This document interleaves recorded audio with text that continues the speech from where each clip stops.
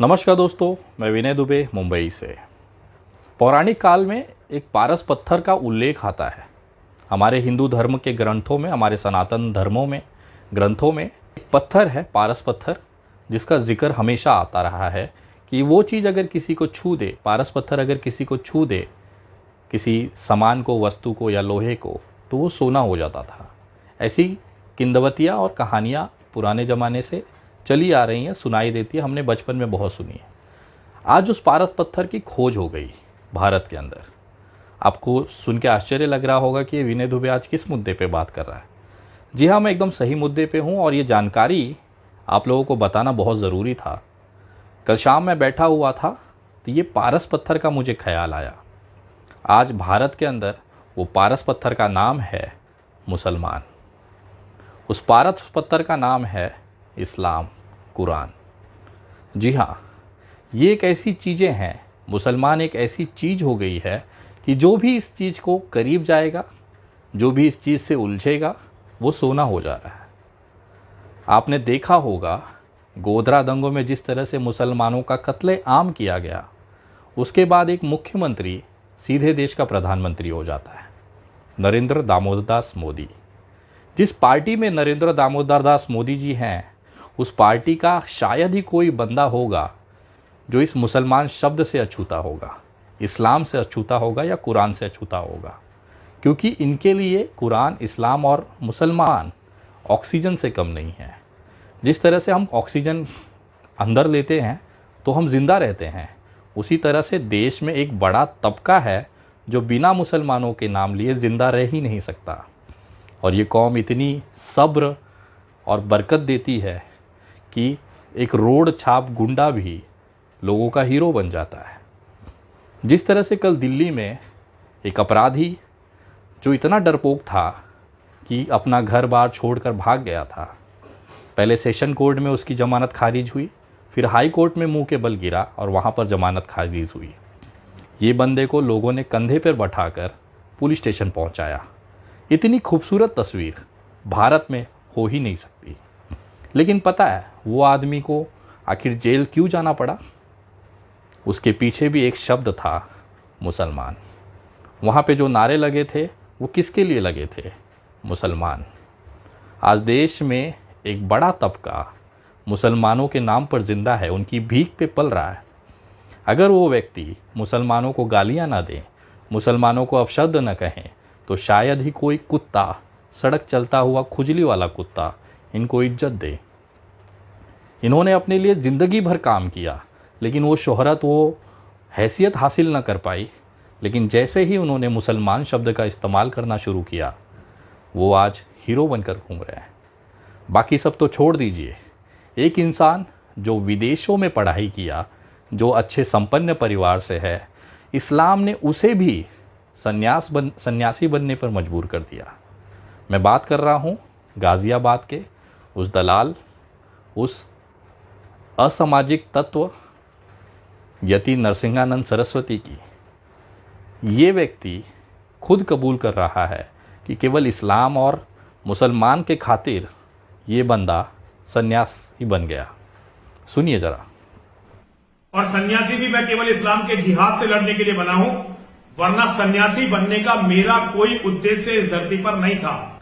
ये तो ताकत है भारत में इस्लाम, कुरान और मुसलमानों की, कि जो भी व्यक्ति मुसलमानों को या तो गरिया दे या उनके साथ हो जाए, वो हीरा हो जाता है, सोना बन जाता है। जैसे पारस पत्थर होता है कि इस कौम को अगर आपने छू दिया तो आप हीरा बन जाओगे, सोना बन जाओगे। और यही शॉर्टकट आज पूरे देश में देखा जा रहा है। चूड़ी वाले के साथ मारपीट होना, चाहे कचरे वाले के साथ मारपीट होना, चाहे पानी पूरी वाले के साथ मारपीट होना, चाहे एक मसाला डोसा बनाने वाले दुकान पे एक छोटा सा कारीगर। सोचिए, एक छोटा सा कारीगर जिसकी 150, 200, 400 रुपए की दिन की कमाई होती है, वो मुसलमान होने के नाते एक ग्रुप को लगातार मीडिया में चर्चा में बना देता है। ये तो ताकत है मुसलमान और इस्लाम की, कि एक अदना सा इस्लामिक मुसलमान व्यक्ति उन हिंदू नेताओं को चमका देता है जो अपनी पूरी ज़िंदगी अपना पिछवाड़ा रगड़ देते हैं, लेकिन गली के बाहर उनकी कोई औकात नहीं होती। लेकिन जैसे ही वो किसी मुसलमान को छू देते हैं, वो राष्ट्रीय चेहरा बन जाते हैं, हीरो बन जाते हैं। दिल्ली में जिस तरह से कल एक अपराधी को कंधे पे बिठा के घुमाया गया, वो कहीं ना कहीं उसके पीछे एक मुसलमान का ही हाथ है। वो मुसलमान का नाम लेता है, उनको गालियाँ देता है। आज वो सोना हो चुका है। आपको पता है उमर खालिद भाई जेल में क्यों हैं? क्योंकि वो मुसलमान है। ऐसे तमाम लोग आज जेलों में बंद हैं क्योंकि वो मुसलमान है। कहीं ना कहीं ये इस्लाम और मुसलमान की ताकत दिखाती है इस देश के अंदर, इस भारत के अंदर। उनकी सुंदरता और उनकी सब्र दिखाती है। कितना सब झेलने के बाद भी ये कौम कभी शिकायत नहीं करती है, क्योंकि इनके कुरान में लिखा है कि सब्र रखिए, ऊपर वाला फैसला करेगा। तो कहीं ना कहीं मैं सलाम करता हूँ, सैल्यूट करता हूँ इस्लाम के मानने वालों को, हमारे देश के मुसलमानों को, कि आपकी फेंकी हुई भीख के टुकड़े पर आज इतने सारे लोग पल रहे हैं। अगर आप नहीं होते तो शायद इनको गली का कुत्ता भी ना पहचान रहा होता। एक अदना सा ठेले वाला, एक अदना सा पानी पूरी वाला भी कुछ लोगों को चमका कर हीरा बना देता है, सोना बना देता है। ये तो आप मुसलमानों की ताकत है।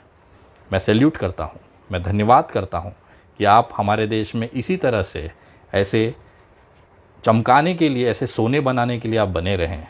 लेकिन ऊपर वाला आपके साथ हमेशा है। हम जैसे हिंदू भाई, सनातनी भाई आप लोगों के साथ हमेशा है। चाहे कितना भी कष्ट आए, चाहे कितनी भी तकलीफ़ें दी जाए, हम कभी भी आपका साथ नहीं छोड़ेंगे। क्योंकि लोगों के आंखें बंद करने से अंधेरा नहीं होता। और ये जो चीज़ें लोग आज मुसलमानों को मारपीट कर रहे हैं, लिंचिंग कर रहे हैं, उनको गालियां दे रहे हैं, इसका फैसला बहुत जल्द ऊपर वाला करेगा। क्योंकि इनके नहीं चाहने से सूर्योदय नहीं होगा, ऐसा नहीं है। आज अंधेरा है, भोर हो चुकी है, अगले कुछ पलों में सूर्योदय होगा। ये चाहे कितना भी अपना पिछवाड़ा रगड़ लें, ये भारत में सूर्योदय होने से नहीं रोक सकते। नरेंद्र मोदी जी आए और चले भी जाएंगे, बहुत सारे नेता भारतीय जनता पार्टी के आए और चले भी जाएंगे। ये देश चलता रहेगा, बिना नरेंद्र मोदी के भी चलता रहेगा, बिना योगी आदित्यनाथ के भी चलता रहेगा, बिना उद्धव ठाकरे के भी चलता रहेगा, बिना ममता बनर्जी के भी चलता रहेगा। ये देश हमेशा चलता रहेगा।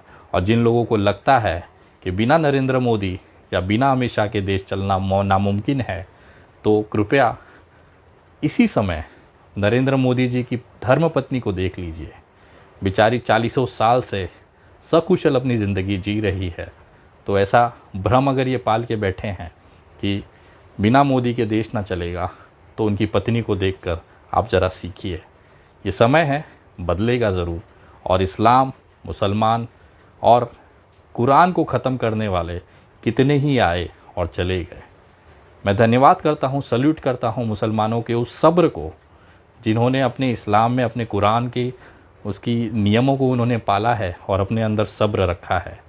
ऊपर वाले पे यकीन रखिए, अल्लाह पर यकीन रखिए, प्रभु श्री राम पे यकीन रखिए, क्योंकि कण कण में ये बसते हैं और कभी भी गलत नहीं होने देंगे।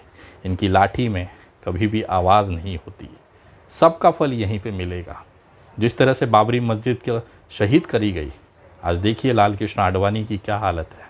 मैं भगवान से दुआ करूँगा हमेशा नरेंद्र मोदी जी को भगवान लंबी उम्र दे, ताकि वो अपने आँखों से इस देश में जो नफ़रत इन्होंने बोया है उसकी खेप समाप्त होते और अपनी दुर्गति होते वो ज़रूर देखे, जैसे लाल कृष्ण आडवाणी देख रहे हैं। भगवान आप लोगों को लंबी उम्र दे, शतायु बनाए, ये कामना मैं करता हूँ। तमाम मेरे इस्लामिक भाइयों को, मुसलमान भाइयों को विनय दुबे की तरफ से सैल्यूट है, सलाम है। जय हिंद, जय महाराष्ट्र।